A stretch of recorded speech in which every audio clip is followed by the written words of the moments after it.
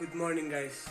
As a picnic আছে এখানে সকালতে উঠি আৰু Hello guys, তো কেনে আছে আপোনালোক? আমি আজি আহিছো বনভোজ খাবলৈ টপাতলি। তো আশা কৰো আপোনালোক আহিব, ভাল লাগে প্লেচটো।